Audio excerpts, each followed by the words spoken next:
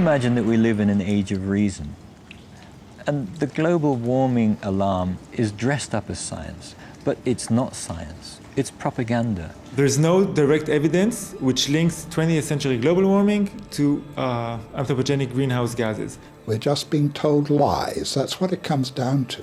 You can't say that CO2 will drive climate. It certainly never did in the past. If the CO2 increases in the atmosphere as a greenhouse gas, then the temperature will go up. But the ice core record shows exactly the opposite. So the fundamental assumption, the most fundamental assumption of the whole theory of climate change due to humans is shown to be wrong. The whole thing stinks. Man-made global warming is no longer just a theory about climate. It is the defining moral and political cause of our age. Campaigners say the time for debate is over. Any criticism, no matter how scientifically rigorous, is illegitimate, even worse, dangerous.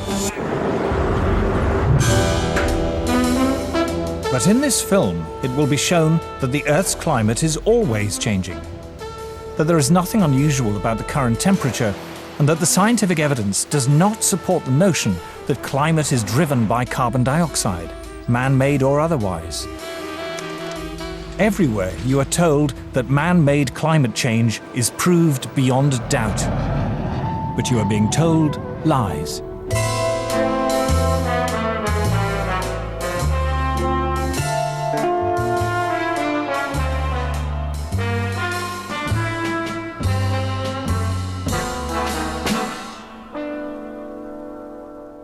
When people say, we don't believe in global warming, I say, no, I believe in global warming. I don't believe that human CO2 is causing that warming. A few years ago, if you would ask me, I would tell you it's CO2. Why? Because just like everyone else in the public, I listened to what the media had to say. Each day, the news reports grow more fantastically apocalyptic. Politicians no longer dare to express any doubt about climate change. There is such intolerance of any dissenting voice. Are some of the worst climate criminals on the planet. This is the most politically incorrect thing possible, is to doubt this climate change orthodoxy. Global warming has gone beyond politics. It is a new kind of morality. Now, the Prime Minister's back from his holidays, unrepentant and unembarrassed about yet another long-haul destination. Yet, as the frenzy over man-made global warming grows shriller, many senior climate scientists say the actual scientific basis for the theory is crumbling. There were periods, for example, in Earth's history when we had 3 times as much CO2 as we have today, or periods when we had 10 times as much CO2 as we have today. And if CO2 has a large effect on climate, then you should see it in the temperature reconstruction. If we look at climate through the geological time frame, we would never suspect CO2 as a major climate driver. None of the major climate changes in the last 1,000 years can be explained by CO2. We can't say that CO2 will drive climate. It certainly never did in the past. I've often heard it said that there is a consensus of thousands of scientists on the global warming issue and that humans are causing a catastrophic change to the climate system. Well, I am one scientist, and there are many that simply think that is not true. Man-made global warming is no ordinary scientific theory. This morning, the Intergovernmental Panel on Climate Change made up of... It is presented in the media as having the stamp of authority of an impressive international organization. From the IPCC, the United Nations Intergovernmental Panel on Climate Change, or IPCC. The IPCC, like any UN body, is political.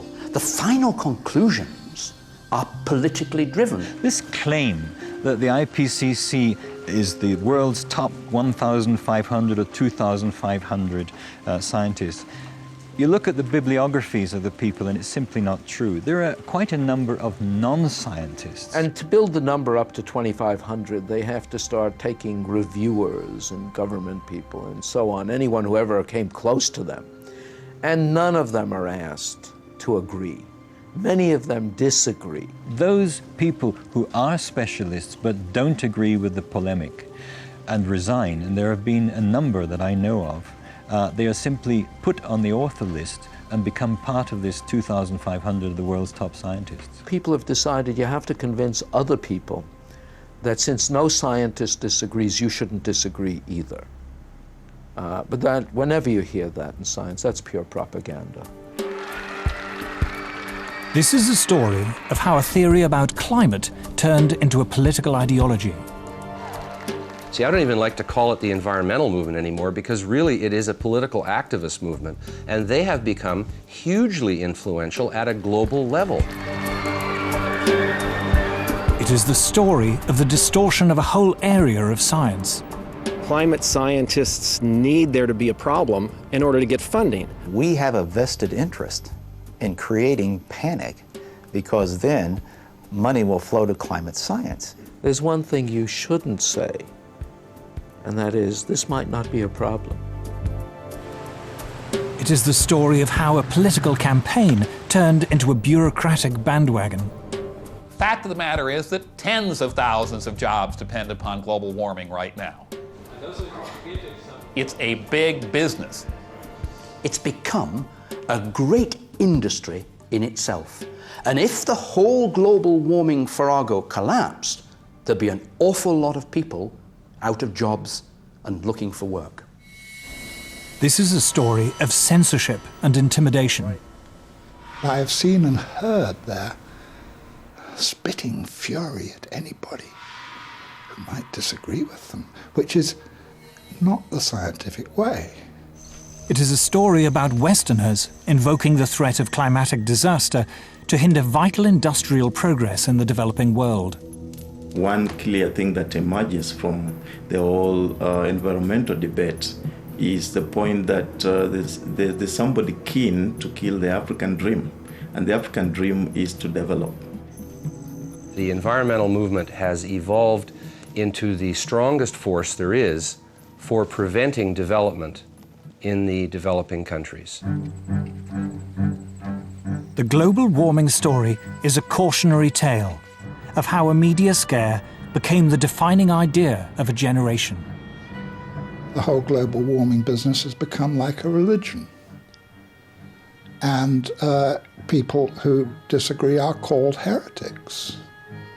I'm a heretic. The makers of this program are all heretics.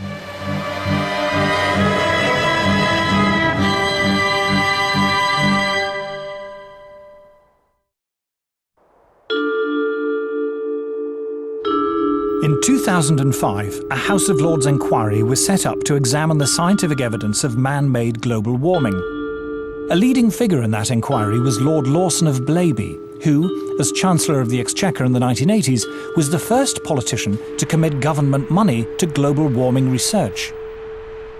We had a very, very thorough inquiry, took evidence from a whole lot of people expert in this area and produced a report. What surprised me was to discover how weak and uncertain the science was. In fact, there are more and more thoughtful people, some of them a little bit frightened to come out in the open, but who quietly, privately, and some of them publicly, are saying, hang on, wait a minute, this simply doesn't add up. We are told that the Earth's climate is changing. But the Earth's climate is always changing.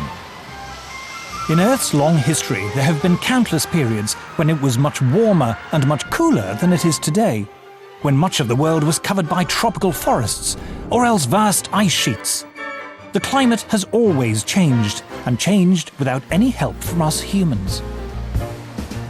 We can trace the present warming trend back at least 200 years, to the end of a very cold period in Earth's history. This cold spell is known to climatologists as the Little Ice Age. Let it snow, let it snow, let it snow. It doesn't show signs of stopping. In the 14th century, Europe plunged into the Little Ice Age. And where we would look for evidence of this are the old illustrations and prints and pictures of Old Father Thames. Because during the hardest and toughest winters of that Little Ice Age, the Thames would freeze over. And there were wonderful ice fairs held on the Thames, skating and people actually selling things on the ice. If If we look back further in time, before the Little Ice Age, we find a balmy golden era when temperatures were higher than they are today, a time known to climatologists as the medieval warm period.